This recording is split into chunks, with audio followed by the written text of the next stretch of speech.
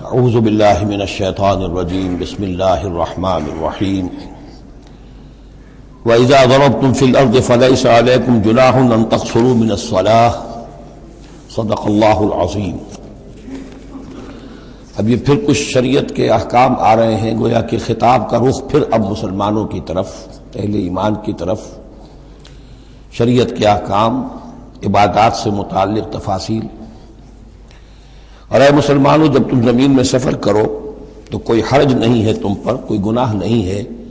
کہ تم کچھ کم کر لیا کرو نماز میں۔ ان خفتم ان یفتنکم الذین کفروا، اگر تمہیں اندیشہ ہو کہ تم کو نقصان پہنچائیں گے کافر۔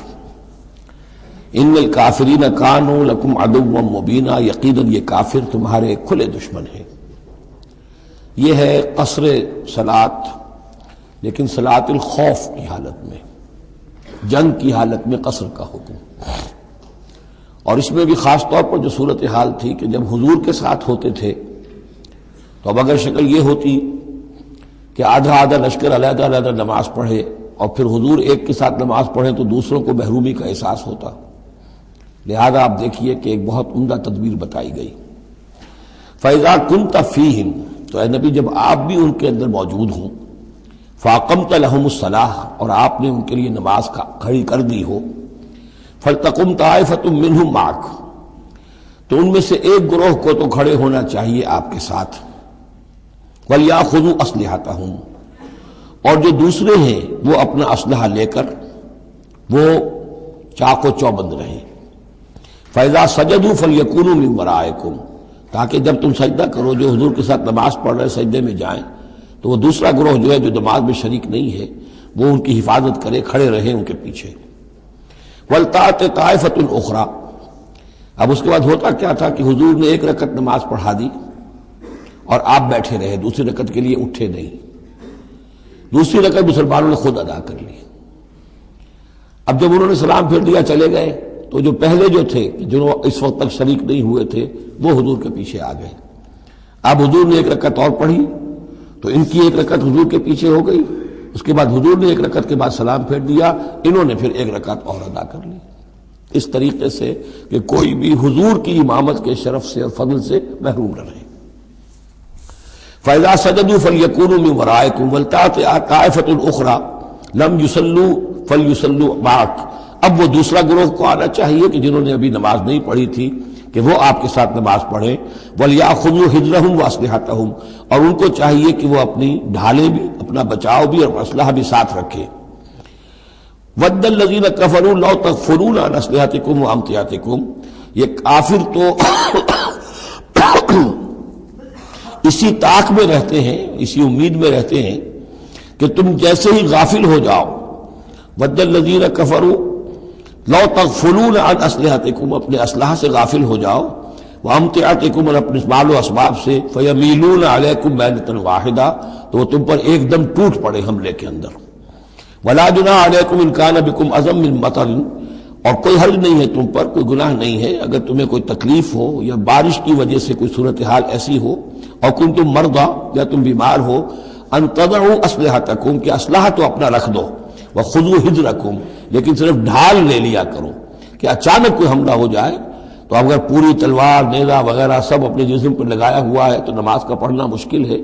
اور یہ کہ حالات ایسے ہیں تو اسلحہ علیحدہ رکھ دیا جائے لیکن ڈھال اپنے پاس موجود رہے، تاکہ اچانک کوئی حملہ ہو تو کم سے کم انسان کو وقت ملے کہ وہ اپنے آپ کو بچا کر اور پھر وہ اپنا اسلحہ بھی لے لے گا۔ ان اللہ اعد للکافرین عذابا مہینا، یقیناً اللہ تعالیٰ نے کافروں کے لیے ایک بہت اہانت آمیز عذاب تیار کر رکھا ہے۔ فَإِذَا قَضَيْتُمُ الصَّلَاةَ،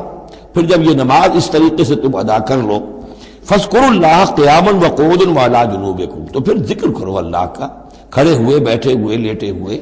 سواریوں پر چلتے ہوئے۔ وہ ذکر جو ہے وہ ذکر کثیر، وہ صرف نماز کے ساتھ نہیں ہے، بلکہ جیسے سورہ جمعہ میں آیا ہے کہ فَإِذَا قُضِيَتِ الصَّلَاةُ فَانتَشِرُوا فِي الْأَرْضِ وَابْتَغُوا مِن فَضْلِ اللَّهِ وَاذْكُرُوا اللَّهَ كَثِيرًا لَعَلَّكُمْ تُفْلِحُونَ، ہر حال میں جب تم اللہ کو یاد رکھو، اللہ کا ذکر کرتے رہو۔ ادعیہ معصورہ ہیں، اوراد معصورہ ہیں، اوراد مسنونہ ہیں، ان کے سے اپنی زبان کو اور اپنے ذہن کو اور قلب کو ایمان کے ساتھ تر و تازہ رکھو۔ فَإِذَا اطْمَأْنَنْتُمْ، اور جب تمہیں امن حاصل ہو جائے، یعنی یہ نماز کی یہ کیفیت جو ہے یہ صرف اس شکل میں ہوگی کہ خوف ہے، صلاۃ الخوف، جب تمہیں امن حاصل ہو جائے، خوف جاتا رہے، فَأَقِیمُوا الصَّلَاةَ، پھر نماز قائم کرو جیسے کہ نماز کے قائم کرنے کے آداب ہیں، اس کی شرائط ہیں۔ ان الصلاۃ کانت علی المؤمنین کتابا موقوتا، یقیناً نماز اہل ایمان پر فرض کی گئی ہے، فرض ہونے کی شکل میں اور وقت کے ساتھ،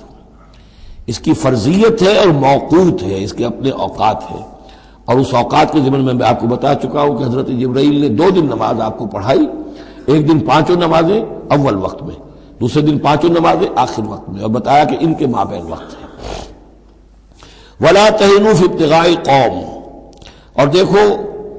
اس قوم یعنی اپنے دشمن کا پیچھا کرنے میں سست نہ بنو۔ اب تو یوں سمجھیے کہ جو حق و باطل کی جنگ ہے وہ آخری مرحلے کو پہنچ رہی ہے، اب آخری مرحلے پہ آ کے تھک نہ جانا۔ وَلَا تَهِنُوا فِي ابْتِغَاءِ الْقَوْمِ، ان کا پیچھا کرنے میں سست مت پڑو، ہمت نہ ہارو۔ ان تکونوا تعلمون، بڑے پیارے الفاظ ہیں، اگر تمہیں کوئی تکلیف پہنچتی ہے، الم پہنچتا ہے، بے آرامی ہے، فَإِنَّهُمْ يَعْلَمُونَ كَمَا تَعْلَمُونَ، تو کیا انہیں نہیں پہنچتا؟ انہیں بھی تو تکلیف پہنچتی ہے، وہ بھی جنگ کر رہے ہیں، وہ بھی زخم کھاتے ہیں، ان کے بھی لوگ مر رہے ہیں، وہ ساری تکلیفیں انہیں بھی پہنچ رہی ہیں، دشمنوں کو بھی۔ وَتَرْجُونَ مِنَ اللَّهِ مَا لَا يَرْجُونَ، اور تم اللہ سے امیدیں رکھتے ہو جو وہ نہیں رکھتے، تمہیں تو جنت کی امید ہے، تمہیں اللہ سے مغفرت کی امید ہے، انہیں تو یہ بھی نہیں ہے، تو اس اعتبار سے تمہیں تو ان سے کہیں آگے بڑھ جانا چاہیے۔ جو آخری آیت تھی سورہ آل عمران کی کہ یا ایھا الذین آمنوا اصبروا وصابروا ورابطوا، ان سے تو بڑھ جانا چاہیے صبر کے اندر کہ تمہارا سہارا تو اللہ ہے، وما صبرک الا باللہ۔ ان کے تو یہ من گھڑت قسم کے دیویاں دیوتا، ان کے دل کے اندر ان کی حقیقت میں کوئی قدر و قیمت بھی نہیں ہے، پھر بھی وہ اپنے باطل معبودوں کے لیے اس طریقے سے جان جوکھوں میں ڈال رہے ہیں، تو مسلمانوں تمہیں تو اس سے 10 گنا کرنا چاہیے۔ وَلَا تَهِنُوا فِي ابْتِغَاءِ الْقَوْمِ إِن تَكُونُوا تَعْلَمُونَ فَإِنَّهُمْ يَعْلَمُونَ كَمَا تَعْلَمُونَ وَتَرْجُونَ مِنَ اللَّهِ مَا لَا يَرْجُونَ وَكَانَ اللَّهُ عَلِيمًا حَكِيمًا، اور یقیناً اللہ تعالی علیم ہے اور حکیم ہے۔ اب یہ چند آیتیں آ گئیں اہل ایمان سے خطاب میں، اب پھر کچھ منافقوں کا معاملہ ایک آ رہا ہے۔